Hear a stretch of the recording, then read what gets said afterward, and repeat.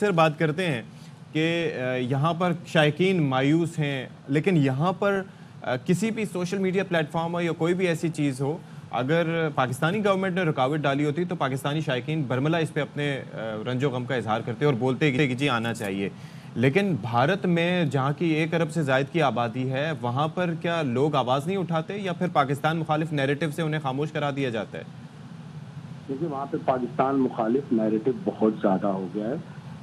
جب میں پچھلے سال گیا تھا ODI ورلڈ کپ پہ، لوگ دبے دبے الفاظ میں ضرور بولتے تھے کہ نہیں پاکستان اور انڈیا کی کرکٹ ہونی چاہیے، لیکن اس قدر سخت نیریٹو ہے BJP کا کہ وہاں پہ لوگ اب اتنی باتیں نہیں کرتے، بلکہ اب تو یہاں تک ہو گیا ہے کہ جو بہت سارے صحافی دوست ہیں یا بہت سارے رشتہ دار ہیں وہ فون تک اکثر نہیں اٹھاتے کہ کہیں ڈر کے مارے ہمارے اوپر کوئی ان کے ایسا حب الزام نہ الوطنی پہ لگا شک دیا نہ جائے. ہو جائے کہیں.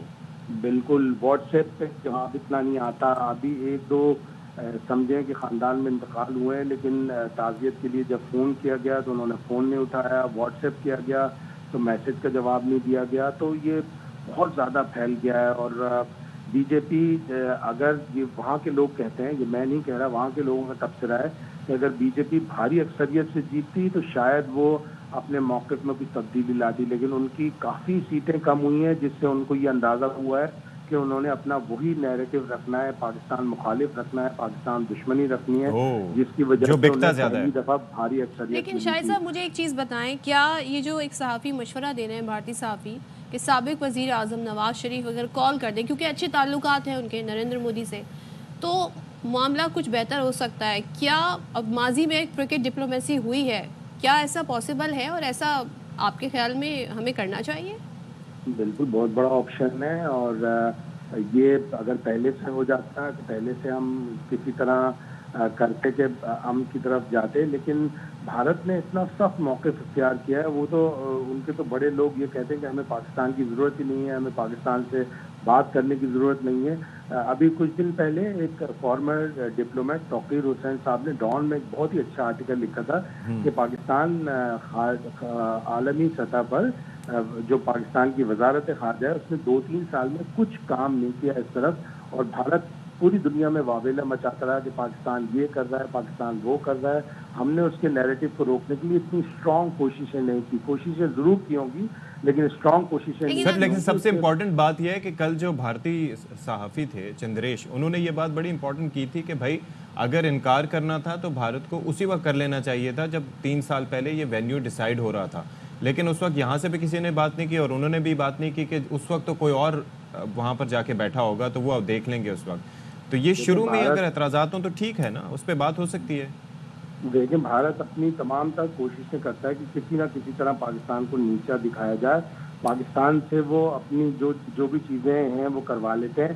کہ انہوں نے چونکہ 2023 میں 50 اوورز کا ورلڈ کپ کروانا تھا، انہوں نے کہا کہیں پاکستان منع نہ کر دے، اچھا خاصا ورلڈ کپ براڈ کاسٹرز کو نقصان ہوگا، ICC کو نقصان ہوگا، تو اس وقت تک وہ بالکل خاموش رہے.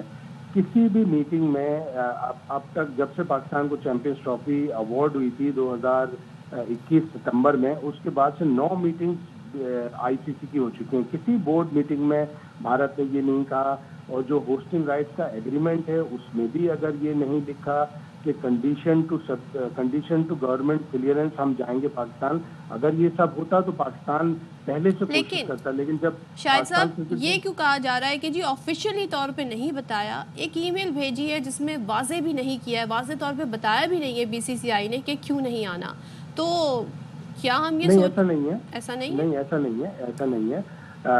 چونکہ یہ ICC کا ٹورنامنٹ ہے اس لیے کوئی بھی ممبر ملک وڈرا کرنے سے پہلے ICC کو بتائے گا، ہوسٹ کنٹری کو نہیں بتائے گا. تو انہوں نے BCCI نے ICC کو ایک ICC کا کام میسنجر کا رہ گیا ہے. ICC کو جب یہ آرگنائز کرائی ہے تو ICC وہی والی چیز ہے کہ جو چاچا ہے وہ بھتیجا ہے، وہی جو بھتیجا ہے وہی چاچا ہے.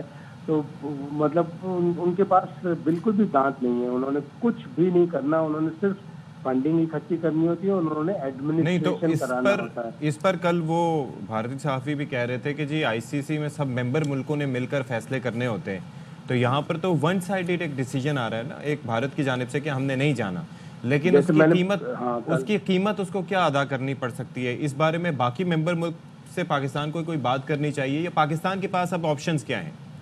پاکستان کو لابنگ کرنی چاہیے تھی 1-1.5 سال پہلے، 2 سال پہلے. اچھا شاہد صاحب کہہ رہے ہیں کہ لابنگ کرنی چاہیے تھی. اس وقت تو منع نہیں کیا تھا. اس وقت منع نہیں کیا تھا اور آپ ظاہر ہے پہلے سے کسی نے منع نہیں کیا، آپ کیسے ایسے لابنگ کر سکتے ہیں؟ دوسرے یہ کہ ہمیں ہی کہا جا رہا تھا جی ہم اس ایونٹ سے جی پل آؤٹ کر جائیں، تو اگر پل آؤٹ کر جاتے ہیں تو کیا فیوچر میں ہمیں کوئی ایونٹ دیا جائے گا ہوسٹ کرنے کے لیے؟ ہمیں نہیں پتا جی پالیٹکس کہاں تک پہنچی ہوئی ہے آئی سی سی لیکن اور سٹینڈ بھی لینا چاہیے. اور دوسرا یہ ہے کہ بھارت جو بات کرتا ہے یہ انتہا پسندی نہیں ہے کہ وہاں پر کسی کو بولنے کی اجازت نہیں ہے. یہ انتہا پسندی نہیں ہے کہ آپ کینیڈا میں سکھوں کا قتل عام کریں اور وہاں سے آپ کے ڈپلومیٹ کو ایکسپیل کیا جاتا ہے. نہ جانے اور کیا کیا انسانی حقوق کی خلاف ورزیاں بھارت میں ہوتی ہیں. کشمیر کے ساتھ، کشمیریوں کے ساتھ وہ کیا کر رہا ہے؟ خطے کی حیثیت چینج کر دی لیکن کوئی پوچھنے والا نہیں ہے. بسم اللہ الرحمن الرحیم. السلام علیکم، میں ہوں محمد عمران. آپ دیکھ رہے ہیں میرا یوٹیوب چینل عمران خان ملتانی.